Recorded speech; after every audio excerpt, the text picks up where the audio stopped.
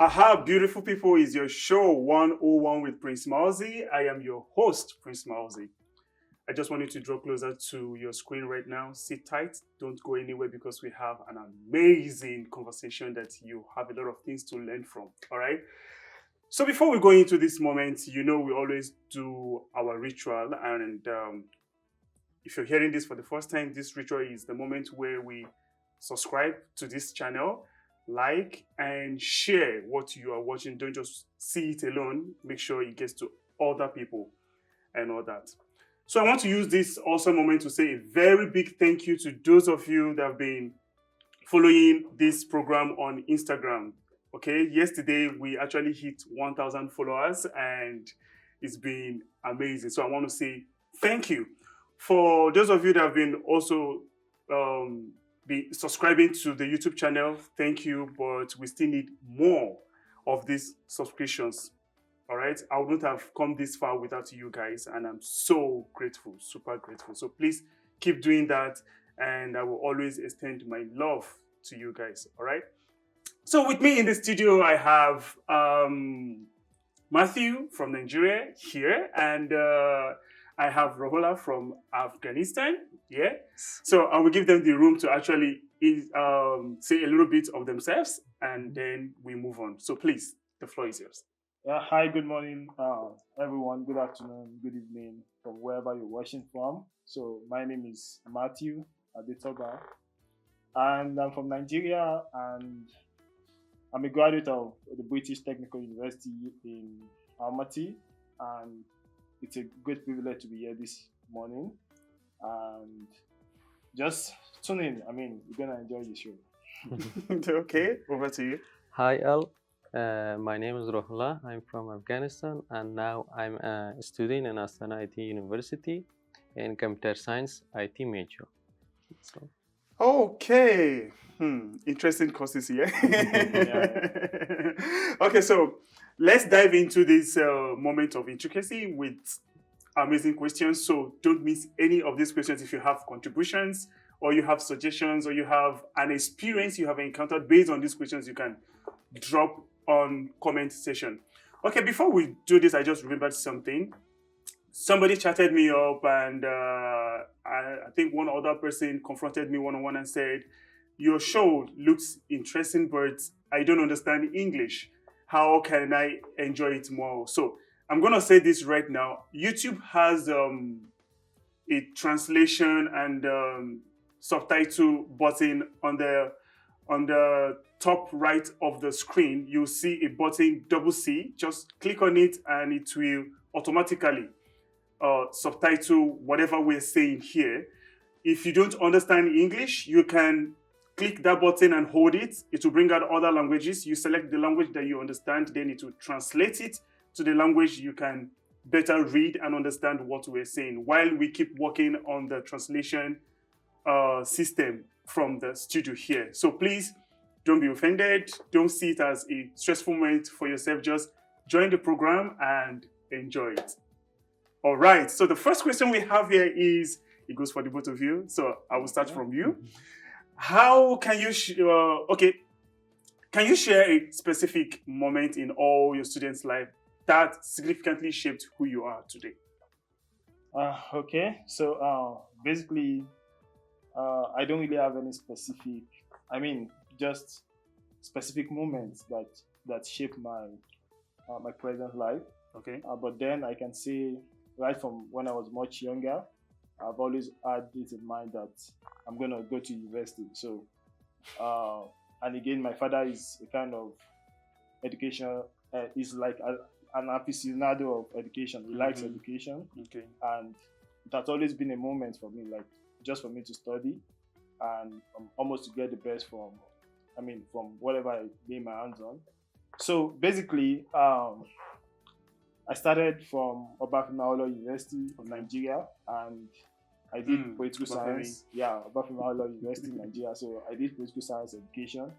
So I had my first master's also in Nigeria, where I did educational technology, but I decided to switch to the IT field, where I am currently doing my master's in IT project management. Okay. So basically, I can say what shaped my life is the present situation of, of the global world. People are shifting towards social sciences to IT. Yeah. So, and again, after my graduation from my first degree, I was opportune to work in an IT company. So, I decided to follow the trend, and I think that's what shaped my movement. Presently now. So it's not been easy. Transitioning from social sciences to IT field, project management, and for so far so good. It has been an exhilarating moment. It has been a great moment for me, and I've been enjoying it. So that's just basically what shaped my moment. Right from when I was younger to this present moment. Okay, let me hear from you. After that, I have something to like chip into what you just said right now. Over to you, please. Yes, like for me, that shaped my life is like my dreams, Okay. my goals. When I was child, like I had too many dreams, but one of them was to study computer science. From my childhood. It was my dream, it was my goal. So I basically, when I was a student in school, I was a student that he was studying too hard. I had good points in my school, and after that, when I graduated from school, I had that opportunity to apply for this scholarship, and like right now that I'm studying this scholarship, like it's the opportunity for me to achieve my goal. It's not that it's too important for me that it can shape my future life, and it's basically that's the thing that shaped my life and present that what I'm doing right now. I'm kind of happy for you guys that you ventured into things that have to do with IT, and I'm also happy that in as much as I'm doing media technologies, I have a little bite of IT, because I saw something on social media where they use AI to reconstruct to detach human head to another body.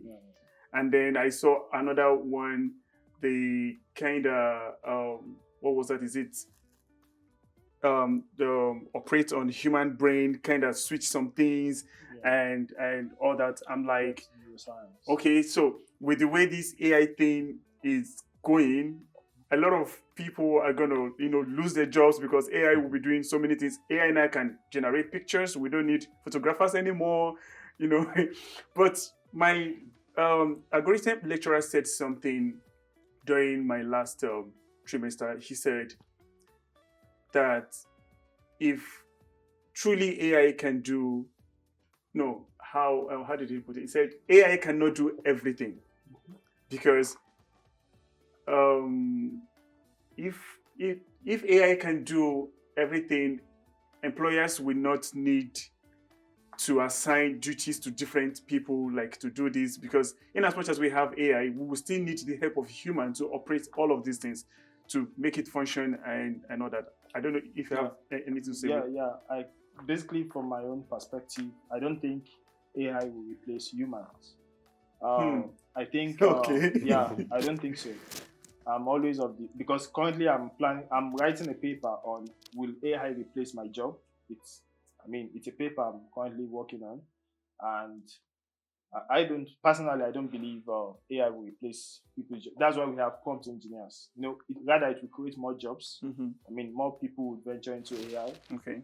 Creating an avenue for people to get involved in different job roles. Prompt engineering, a lot of roles that are aligned with artificial intelligence. So we have explainable AI, which is also one of the I published also one paper recently on that, explainable AI, and it's a book chapter, by the way. So these are evolving job roles that are coming up in the AI system. So it's not really that AI will replace human role, but then we can see the fact that we can say AI is amplifying what we already know, or just like the conventional way of doing things. We can say, AI can do it more better, more precise, So I don't think AI would necessarily replace human efforts, because human will have to put in the prompts. You can even, you can even code the prompt, schedule the prompt. These are human efforts. So AI don't just run on its own. It needs human. To to execute those things. Okay. So the next question is, what has been the biggest challenge you have faced as a student, and how did you overcome? Let me start with you. Okay, like there was many problems that I Okay. faced when I was student in school and right now. One of them was like having like not uh, I didn't have enough supplies when I was students Okay. as a student, Supplies because in what sense? educational supplies, like I didn't have computer Okay. study, and like I faced with many challenges on that time. And because I was studying in a local school in my city, and the situation of my school was not good, but the thing that I overcome it on that time, that I didn't give up. I tried hard. Beside my studying, I was also working Okay. when I was student. That's nice. Yeah, because like I started first, I started learning English. After that, when I learned and I got my diploma in English, I started teaching in English in a course in my city. Oh wow. That was my like Okay. first job as a student, and was Interesting. like I was too excited, because being a student, and beside being a student you are going to work, it's a little hard, because I was not too much old to like start this kind of work. Yeah. But that's the thing that like made me. And also we know that in life we're facing like with many challenges, with many problems, Of course. but the important thing is that how we'll like face with them, how we will overcome with them, like what is our solution. We have to find the solution, and on that time I did that one. And also like right now I'm facing with many challenge, but right now I'm searching to For the solution. yeah, for the solution. You're still on the solution process. Yes. Okay, over to you. Okay, I think I also agree with the line of thoughts. I think I would talk basically on the challenges I face while studying in this country. Okay. So, and I know majority of international students would agree with me. So, when I first came to this country, we had a lot of challenges. Ideally, in some other countries, we should have people that would put you through when you get into the system, Yeah. because you are new to the country. Of course. The language barrier, it's a lot. So going through those processes ourselves, registration, notarization, it's a whole lot of problem. We have to start asking, where's this address, where's this location? You don't even know. So I think that's one of the things the international body of every universities in this country should work on. Should work on bringing, on encouraging international students. When they come into the system, you don't just leave them to find their way. Of course, To sort themselves. yeah, to sort themselves. And again, one of the most important problem or challenges that we have again is the issue of working. Again, international students are not allowed to work. So it's really a problem. It's really a problem. When I first came in, the stipend was held for some days or for some weeks. I spent a lot on my flight and its itineraries and everything. So it's a lot. International students are not allowed to work, and many people out there are still facing the challenges. The challenge of not getting to work, even just 20 hours a week, it's okay. So, but then international students are just allowed, okay, because we are international students, the law says you shouldn't work. But I think they should be more subtle with their law, that international students should be given like 20 hours a week. or maybe 18 hours minimum to work within a week. At least they should be able to get something doing to help themselves. Yeah, to get themselves there. I have a friend who left because he couldn't work. Because as a student, as a master student, we don't have classes in the morning. We have class in the evening. So in the morning, we just sleep, wake up, and we wait for evening classes. So he got an offer in the university to teach, but the international department said he cannot work because that's the law. So out of frustration, we just have to go back to the country, to our country, my country. So it's really a big problem. So I would just, but how I was able to overcome mine was that I got a remote job. So I was working remotely and I was able to make best use of it. So that's just it. Well, I think I will say something to what you just said.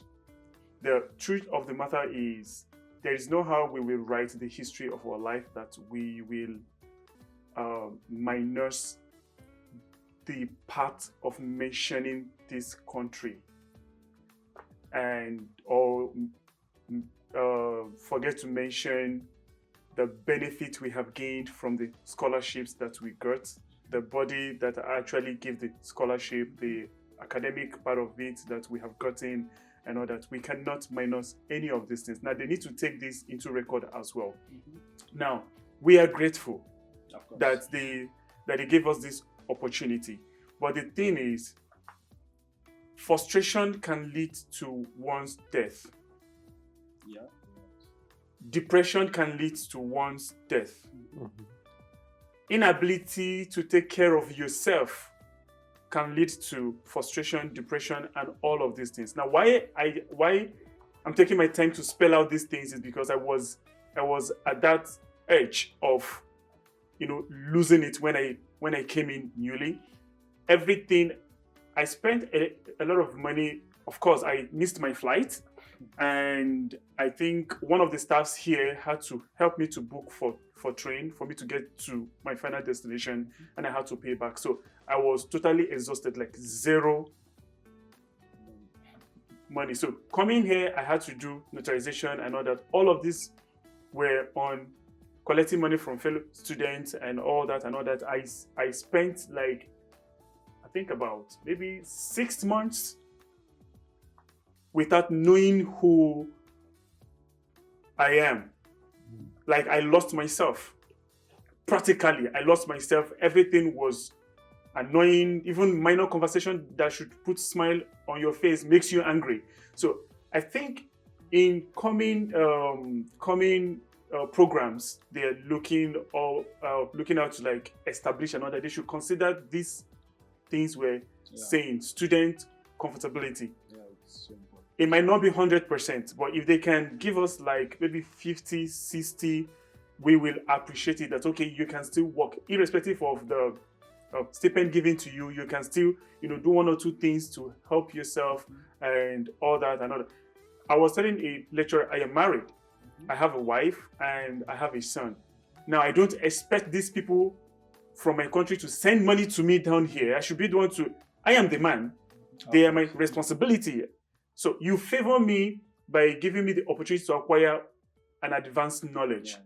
Yes, but I should still take my responsibility to my family to reach out to them. So both the stipend, I should take care of my feeding here and maybe hostel and all that. I should still do one or two things that can also help me to take care of my family without losing them, or without my wife coming up to me and say, okay, I am filing for divorce because you can't take care of your shit anymore. So please, we are begging because we're all students here. And I think this podcast can reach out to a lot of people out there. Please let this request be considered. I don't know, it might be difficult, it might be easy, but please, we're pleading for the sake of those still coming and those of us that are still here. Please consider this request. Now, another thing I want to talk about is something specific moments that have shaped my life. When I was in primary school, I was this kind of student that didn't know how to read and write. Now, I'm saying this because I know I have a lot of people who are seeing this show that might be going through something like this. Now they find it difficult to read and write.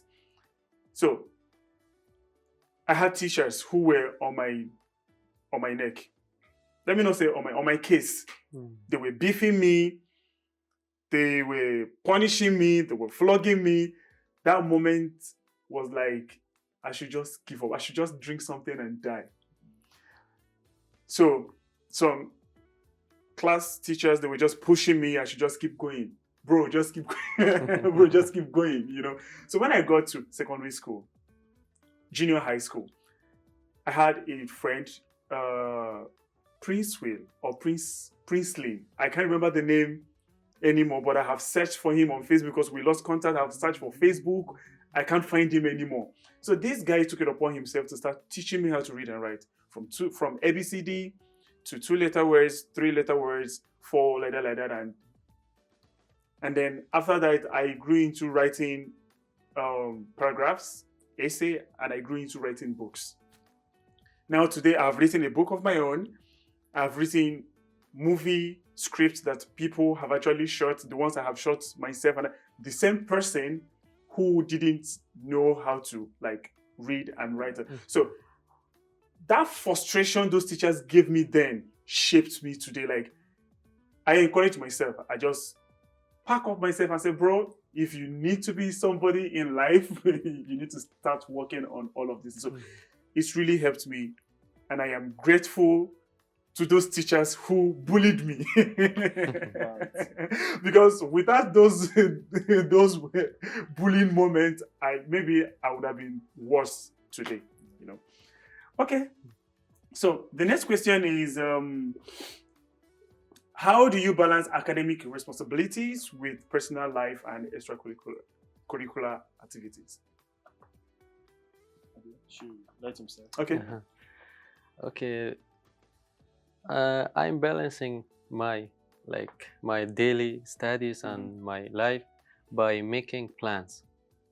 You have like schedule? Yeah, that kind of schedule. Okay. But I'm making plan for a whole month. Oh, okay. That's the thing that I'm trying to make a thing for myself to do that in a month. Okay.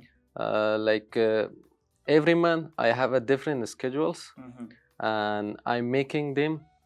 And in my schedule, I have a different things. Like I have time for studying. I have time for speaking with my friends, talking, have a conversation, and time for having some funs, going outside, some sightseeing, and that kind of by organizing some ordering plans.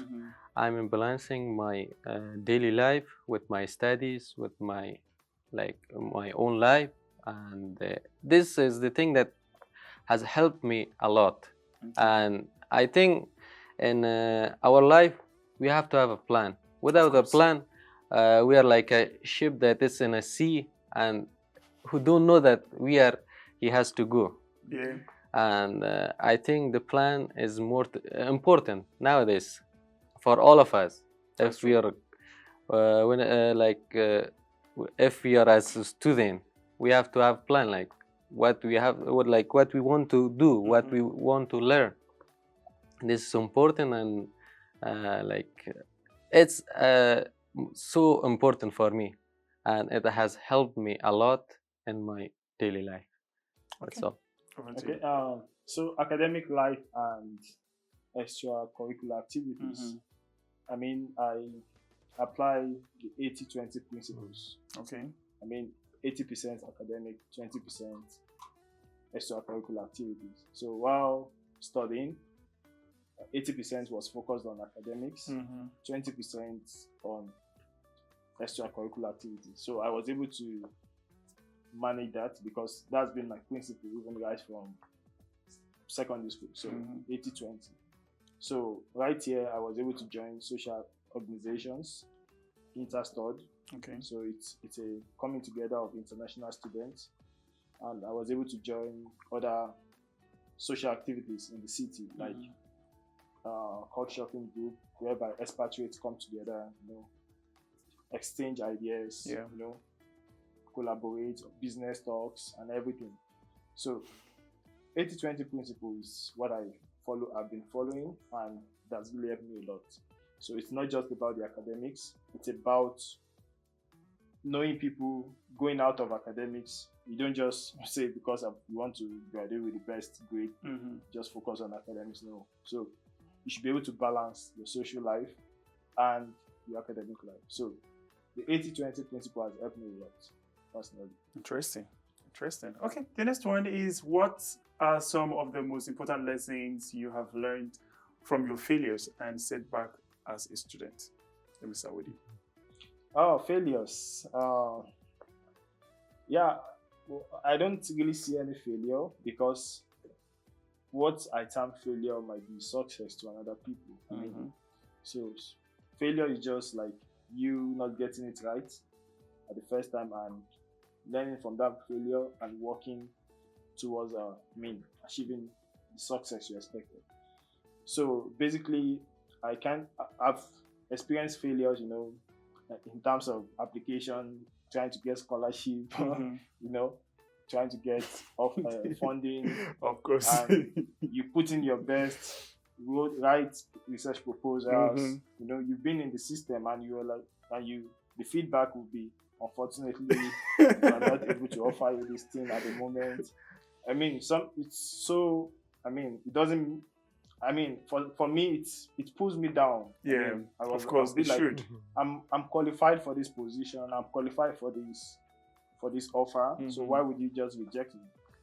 Putting in more energy to the application process, getting references, getting recommendations from lecturers. And then you turn it down. It's an Herculean task, and at the end they say, unfortunately, we cannot give it to you.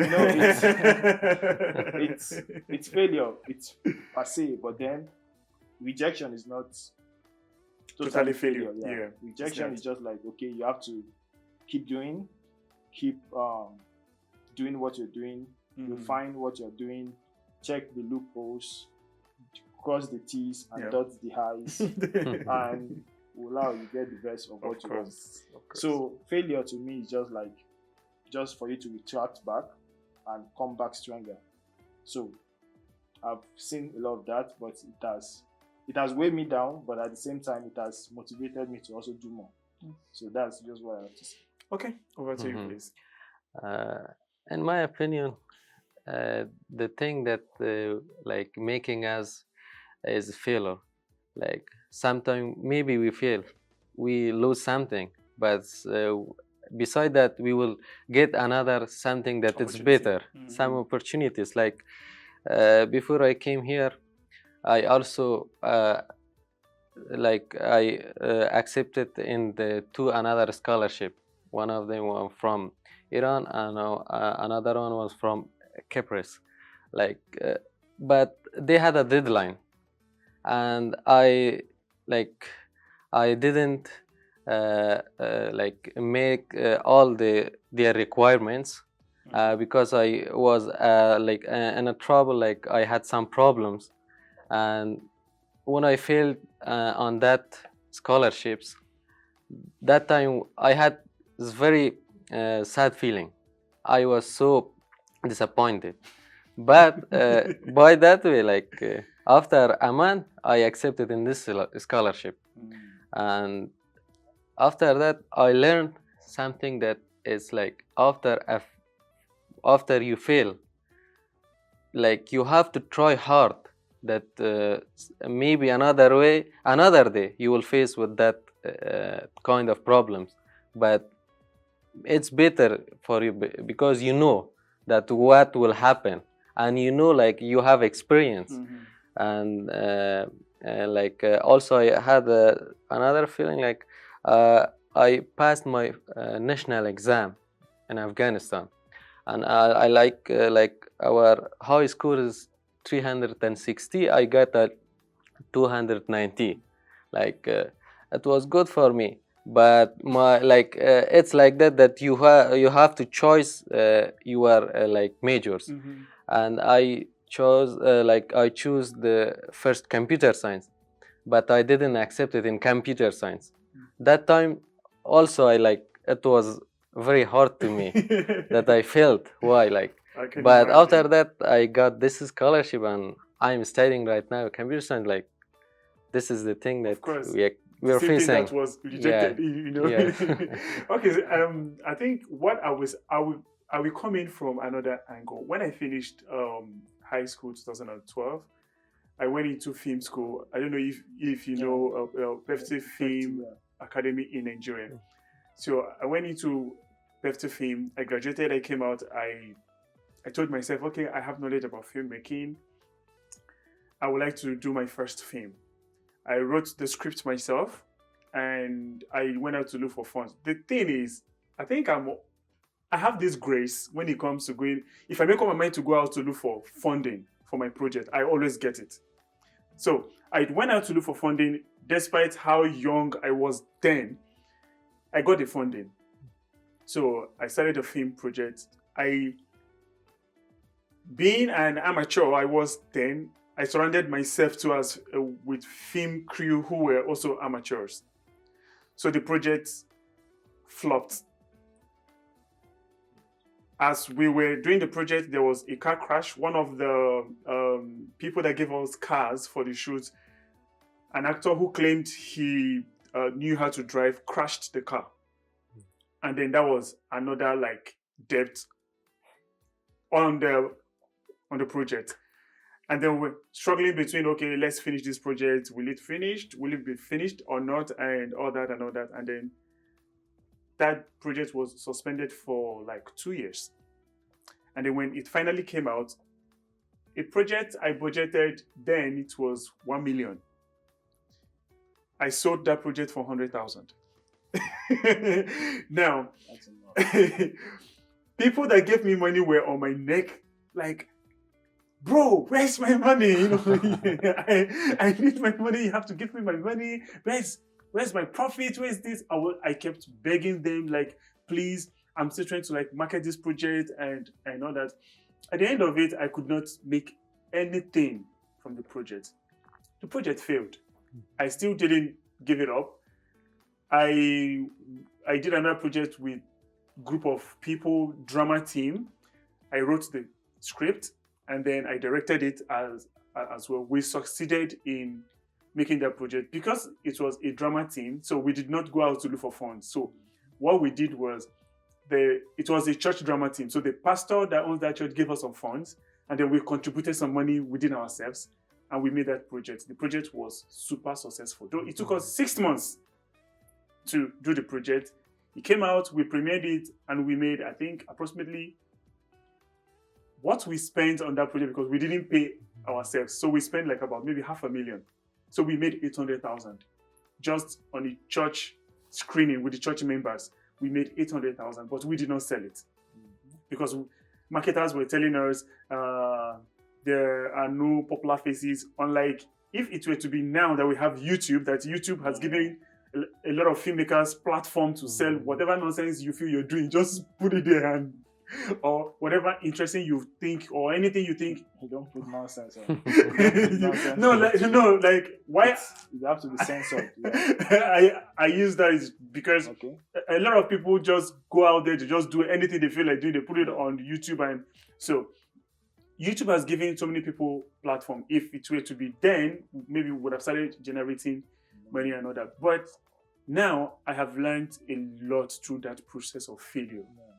Looking back to all the mistakes as a film graduate, thinking I knew it and I was just doing and I have learned, and then advancing to going into the Nigerian film industry, Nollywood officially.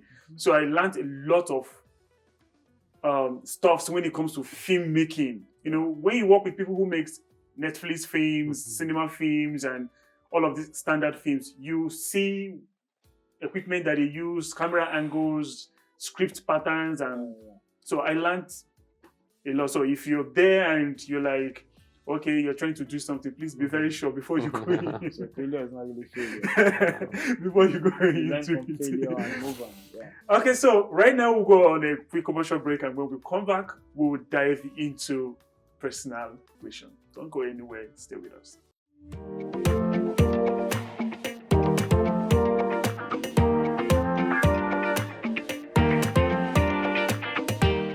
All right, welcome back. We're still on the show 101 with Prince Mousy. This is Student Experience. If I didn't mention what the title um, is Student Experience. We had the first episode last week, and this week we continue is a series. So we're gonna have this with different kind of students, coming to share their experience as a student, both those that have graduated and those that are still students. So personal life questions. Do you have a best friend? If yes, how would you describe your best friend? Let me start with you. Yes, I do. I have best friends, Okay. but actually they're not like with me right now. Okay. But if we are far away from each other, but we are still best friends. Of course. I have two best friends. Okay. Like my whole life, I can say that I have spent my whole life with them. Okay. And from starting school until graduating from school, we have been together, and like they are my best friends. Besides that, maybe I don't see them, but and they were my best friends in any time, and they are they helped me a lot when I was in a trouble and when I had problems, and they're always helping me when I calling them, and when I have a conversation with them. It's helped me a lot, and they calm me down. They are like a something that it's like some feeling that when you are speaking with your best friends, that it's the best feeling. I don't know about others, but it's for me like that. And they help me, like they are my friends, like that. Whatever I am, maybe I don't have some good personality like other things, but beside these things, they love me. They are always with me, and they are helping me with any position that I'm in. Okay, so maybe you can just mention their name Uh-huh. and make a shout out to them and tell them, I love you guys. Yes, Rabiullah and Hasibullah. They are my best friends, and I really love them. Okay. And I hope that whenever they are but I really love them, and I really like need them. Okay. You said so. If you guys are watching or gonna see this, please he extend his love to you guys. Okay, over to you. Okay. Friends. Do I have friends? Of course, yes, I do. Okay. Again, friends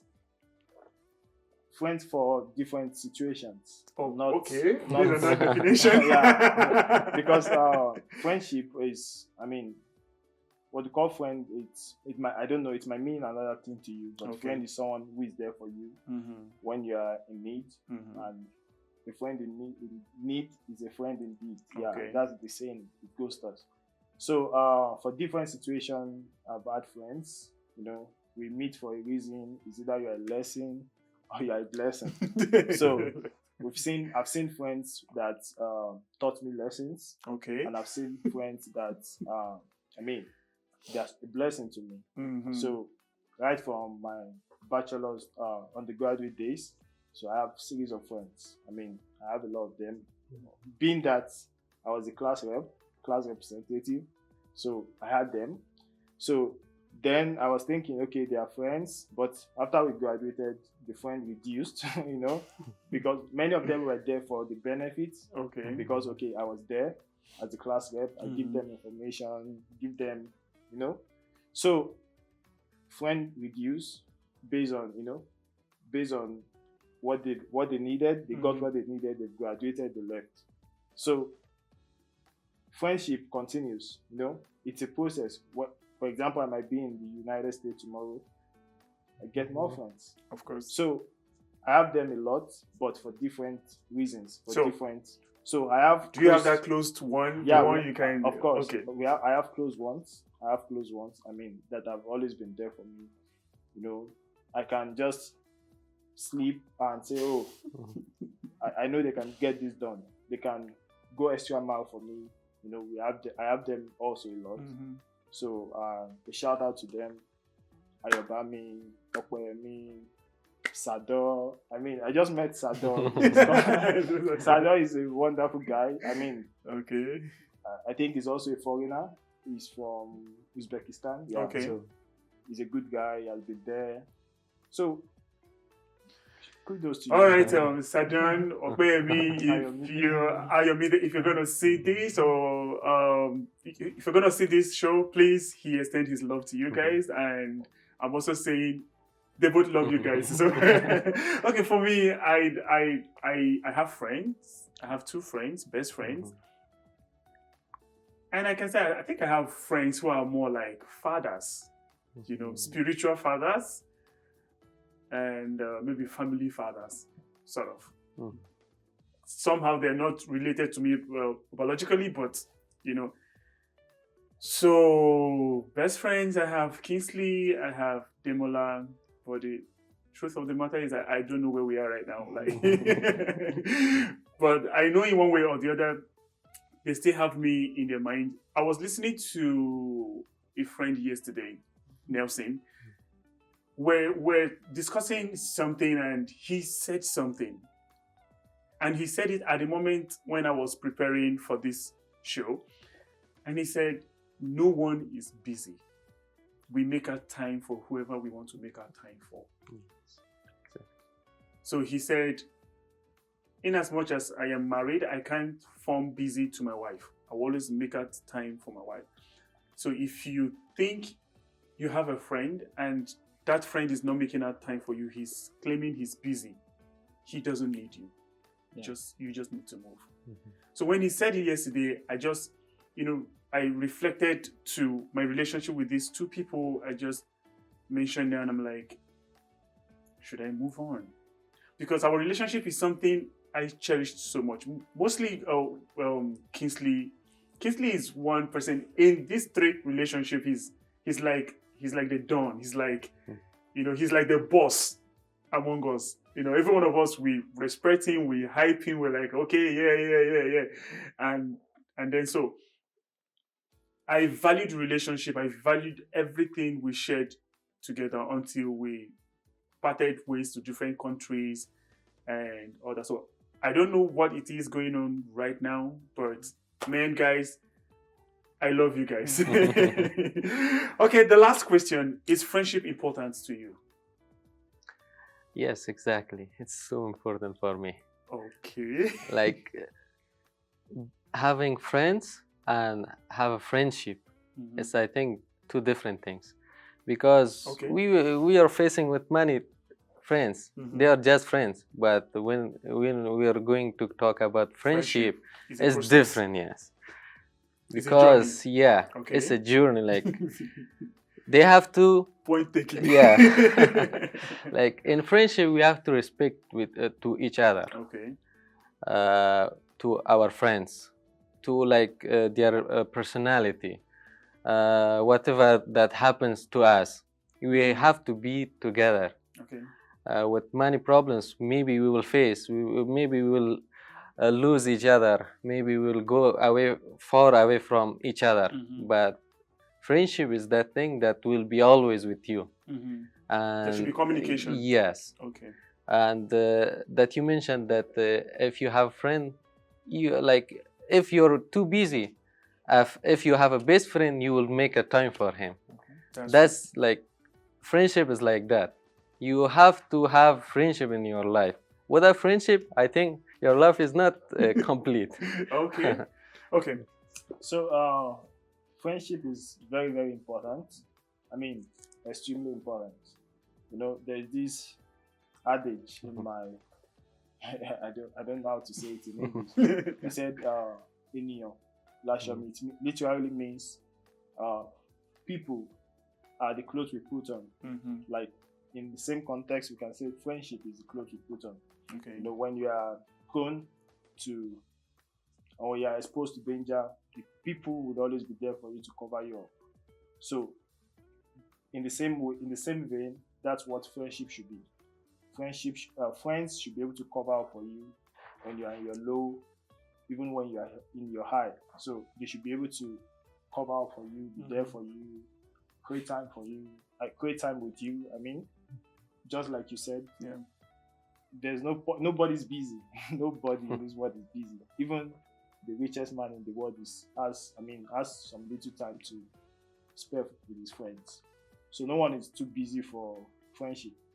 I mean, so it's just that when maybe they don't watch your time, you feel, oh, this one doesn't work my time, so there's no need for me to be there for him. So friendship is so important. I've seen cases where friends has helped me financially.